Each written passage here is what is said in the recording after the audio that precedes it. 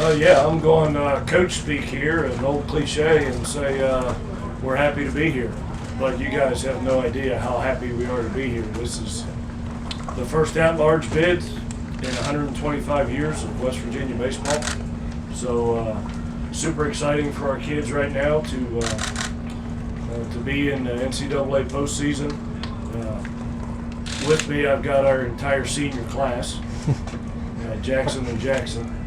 So from day one, we talked about getting to this point in the season for these two guys so they could experience this before they move on with their lives. And I'm really happy for them that they get a chance to see what NCAA tournament baseball is all about. Let's open up to questions for the student athletes. Jackson Kramer. We talked to you guys last time when it was still supposed to be a feel-good day. If you could just give us an update on, once that clock hit midnight on Monday night, what these next couple of days have been like for the team to know, it's back to business. Monday after the Big 12 tournament was just kind of a day to, I guess, a feel-good day, because for me it was weird playing baseball still. We're used to, once Monday rolls around after the Big 12 tournament, our season's over. So that day, that's when I guess it hit us that we were still playing in the postseason. And then come Tuesday, though, we had to lock back in and get ready to play some more games. Sigmund, your head coach just said you guys are happy to be here, and obviously you know what he means by that. But how much have you taken it upon yourselves right now to make sure that this isn't, the extent of it, that you're not just happy with the regional, that you keep on going on? Right. We've been working all year to get to this moment, and once you get to this moment, everything that's happened before doesn't mean anything. You got to win 3 games, maybe 4, to move on, and we've just been working hard this week to put ourselves in a really good position to win those 3 or 4 games. Other questions for the student athletes? Jackson, I don't know if you guys have watched tape on Maryland or what you remember from that game, but how you are preparing for a team that you've had before. You've been able to actually play them this year, and so you're familiar with that lineup that they'll be trotting out. Which Jackson were you? Either one of you, but we'll go with Kramer because I don't know if you played in that game, but I know you did. I'm trying to forget about that one. I haven't watched much film yet, but or any of that, but we've already played them before, and it was a good game, pretty close game as far as the teams, and it was like a fun game, so we were excited coming into playing them. So, I think definitely playing them earlier in the year has helped us prepare just to what to expect for this game on Friday. Jackson Kramer, I don't know if you've had a chance to look around the field yet, but 300 down the left field line, does that excite you at all? It does, but you can't get too excited about it because that can just knock you out of your whole approach and all that, so can't look too into it, but it's definitely nice knowing the field we're playing on now after playing on a really big field last weekend, but yeah, you can't get too caught up in that. For either of you guys, what's the adjustment like going from the turf there at Morgantown to the grass down in Oklahoma City, now back to turf here? How hard is that adjustment for you guys? It's not too hard for us because we're used to playing on turf, especially in the Big 12. Most of the teams have turf fields, so it almost just feels like another home field to us anytime we're on turf, and I don't know, the adjustment's not too tough for us. For both of you guys, when you were being recruited, I know there was probably a new ballpark in the offering, and obviously Randy was new, but how much patience did you have as a player to think how long it would take to get to this level? I know you wanted to do it as freshman or sophomore, but realistically, what part of that sort of construction phase did you think the program was in, and how quickly did you think you'd be here? I've said before, I thought we were in 2 out of 3 years before this, and to not make it, being the class 4 out or whatever, I guess that really is what brought us here today, is that feeling of not being so close but not making it. So I feel like we all knew we would make it to this point before the season started. It was just, we've been too close, and that feeling, you can't really describe it, so it kind of motivates us every day to get here, and I believe we could do it from the get-go. Yeah, I think seeing, when you come on your visit and, Coach Moody's selling you on the vision, he takes you up on top of the hill at the town center and says, this is where you're going to play, look at this view, this is what the facility's going to look like. Good things are happening. And then obviously my first year here was after his freshman year, and they were one of the first 4 teams out. And so that they're close, they're a really competitive team. And, wherever Coach Moody's gone, he's done really well. So, it was just a matter of time to put all the right pieces in the right place and have things go our way. And it just worked out really well for us this year, especially being our last year.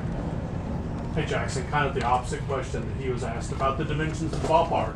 As a pitcher, do you kind of sit there and is it imposing to you at all? Do you think, wow, it's only 300 feet out there? Whenever you see small dimensions, you kind of think, man, this could be a home run, heavy team. But the whole point of pitching is keeping the ball down, forcing ground balls. So if you do your job, keeping balls in the ground, you don't have to worry about the ball leaving the yard. Any other questions for the student athletes? Okay, we'll send them out to practice, and we'll open it up for questions for Coach Mazie. All right, thank you. See you. Say goodbye to the senior class.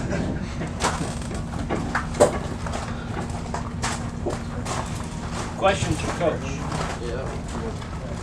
Randy, sort of similar to what I was asking them about, just how you've seen them respond to this after getting over the initial news that you're finally here to focus in on this weekend.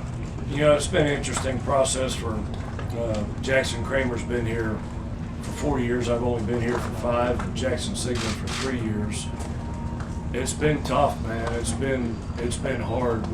When we joined the Big 12 5 years ago, as some of you guys know, that was pretty imposing as to what we were getting into, and went into this league with some trepidation about how it's going to go, and oh my goodness, what's going to happen to the lowly Mountaineers in the Big 12.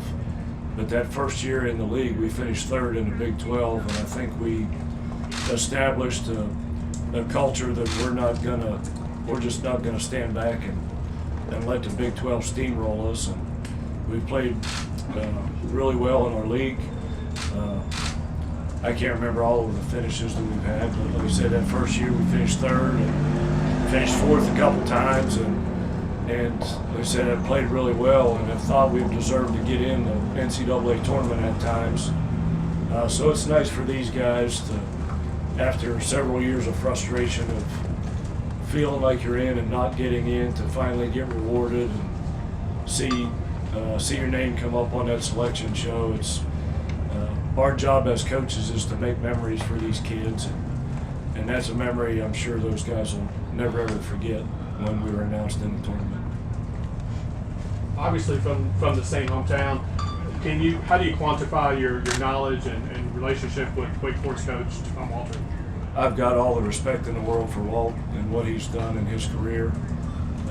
Known him for 30 years, coming from the same hometown, and there's not many Division I coaches that come out of our town, so kindred spirits, I guess you could call us. But what an unbelievable job he's done. I'm super happy for him. The Wake score is one of the first scores I check every day, just because I'm rooting for him to have a ton of success. And he's done unbelievable things in his career, and I wish him nothing but the best.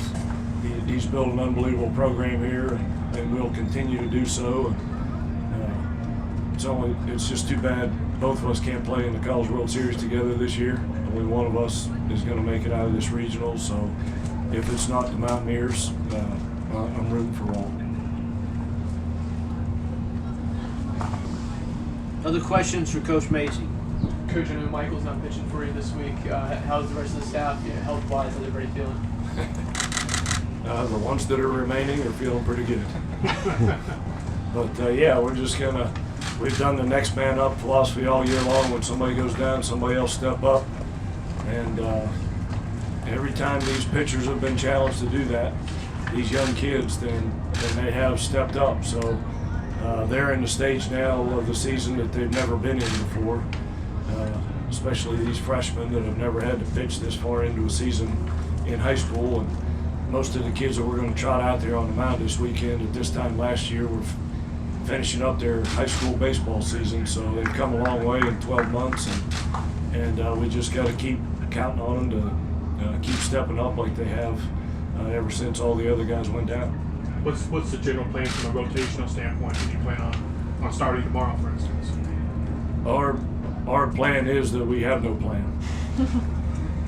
We just go with the guy that we feel is the best matchup for the team in front of us, and and those guys know that. We don't, since it's been basically a mash unit the last half of the season, we've asked guys to start games on short notice and with no preparation and that type of thing, and it's unbelievable how they've responded to that. And the mentality on the pitching staff is, hey coach, if you need me, give me the ball. And that's what we've done here recently, and we've gotten tremendous starts and outings out of guys that we had no idea were even going to pitch this year. So super proud of this young pitching staff for what they've done. Time for one more question. In what ways do you feel like all of those freshmen who you put out there in Oklahoma City can benefit from that experience, the double elimination, the big stage, if they do have to go out there this week? Yeah, absolutely. Experience is the best teacher, and the reason we're here right now is I think because we're still super young, even position player wise, but to be young and experienced at the same time is a pretty good quality. So I think the experience of the Big 12 tournament this year is really helping. The experience of playing in the Big 12 championship game last year with all the freshman position players really helped us this year. So I can teach as much as I want, but I pale in comparison to what experience live and on the field itself can do for these kids. And they've got it now. As young as they are, they've got that experience, and that's what's going to help them more than any coach can help them.